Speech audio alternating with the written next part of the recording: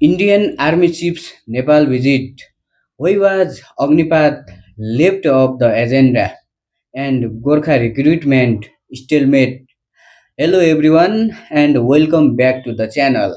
Today we are discussing a deeply significant and sensitive issue that lies at the very heart of Nepal-India diplomacy and military relations. The Indian Army Chief General Dheeraj Seth recently wrapped up his 4-day official visit to Nepal. During this high-profile visit, he was conferred with the honorary rank of General of the Nepali Army, continuing a decades-old tradition practice between the two neighboring forces. However, beyond the ceremonial, military ties, public and media attention was heavily focused on a critical issue that remains unresolved, the suspended recruitment of Nepali youths into the Indian Army under the controversial Agnipath scheme.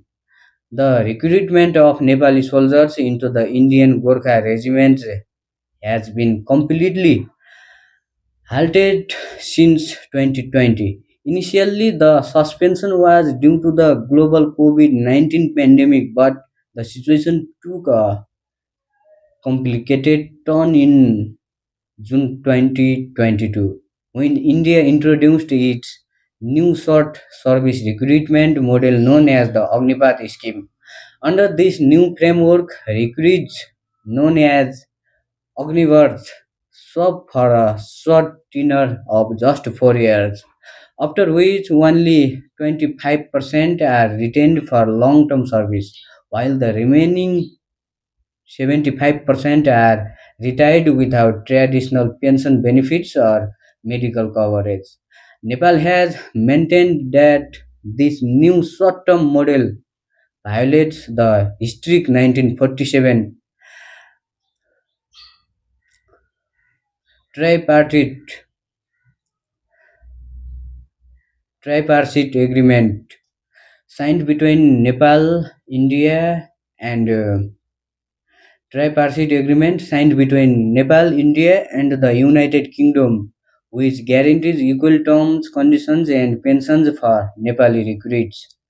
Consequently, the recruitment process has faced a complete stalemate. During General State visit to Pokhara, ex-Gorkha soldiers and veterans gathered at the pension-paying office in Rambazar to raise their voices. Gaj Bahadur Thapa, Central Vice President and Gandaki Province Coordinator of the Nepal Bharatiya Gorkha Sainik of Gorkha Sainik Board, directly urged General Seth to resume the recruitment of Nepali youths, emphasizing that thousands of young Nepalese are losing their opportunities, career opportunities every year. Prior to the 2020 suspension, around for 5,000 Nepali youths were recruited annually into the Indian Army after passing rigorous physical, medical, and academic examinations. Veterans gathered at the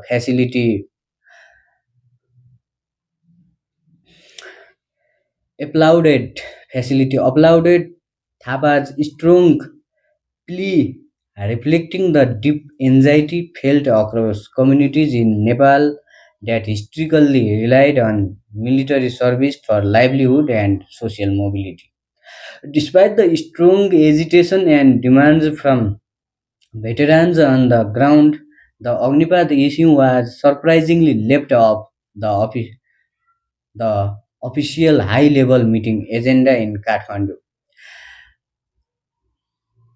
Brigadier General Rajaram Basnet, spokesperson for the Nepali Army, clarified that formal bilateral discussions focused primarily on joint military exercises, training, and strategic cooperation, but did not include the recruitment debate. Most notably, the Agnipath scheme did not feature in General Star's high-level meeting with Prime Minister Balendra Saha, who currently holds the defense portfolio, nor was it included in delegation level talks with Chief of Army Staff General Ashok Raj Singhdel. According to sources at the Ministry of Foreign Affairs, the agenda was prepared by the Joint Bilateral Group on Security Issues, and since no prior consensus had been reached between the foreign ministries of both nations, official discussions on the Agnipath scheme were deliberately omitted.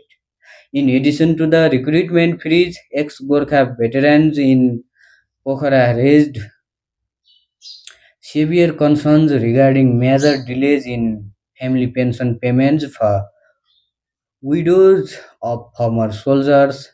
Thapa highlighted that thousands of widows of Gorkha veterans, particularly those who retired before 1990, are facing immense hardship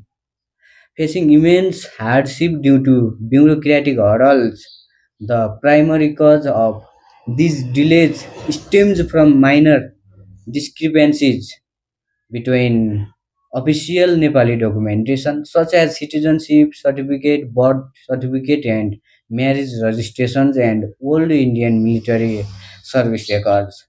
While pensions were previously disbursed based on biometric thumbprints and photographs, the Indian side recently enforced stringent documentary verification procedures. This sudden change has left an estimated 8,000 to 10,000 widows in Nepal struggling to claim their legitimate family pensions. In response to these grievances, General Seth assured the veterans that the Indian Army would make every possible effort to address their welfare concerns and streamline the administrative verification process. However, no concrete commitment was made regarding the resumption of recruitment under the Agnipath scheme. The historical bond between Nepal and the Indian Army dates back over two countries to the Anglo-Nepal War and the 1815 Treaty of Sugauli. Currently, around 36,000 Nepali citizens serve in the Indian Army, while over 125,000 retired draw pensions, contributing a substantial amount of foreign currency to Nepal's local economy. As General Seth concluded his 4-day visit and departed from Tribhuvan International Airport, the future of Gorkha recruitment remains shrouded in uncertainty. Shrouded in uncertainty. Okay, without proactive diplomatic dialogue between the governments in Kathmandu and New Delhi, this historical military tradition risks being permanently altered. The key question that remains for both nations is whether diplomatic flexibility will prevail to resolve the Agnipath deadlock, or if a 200-year-old legacy of military cooperation is drawing toward an unfortunate end. Thank you for watching, and please share your thoughts on this critical issue in the comments below. Thank you so much.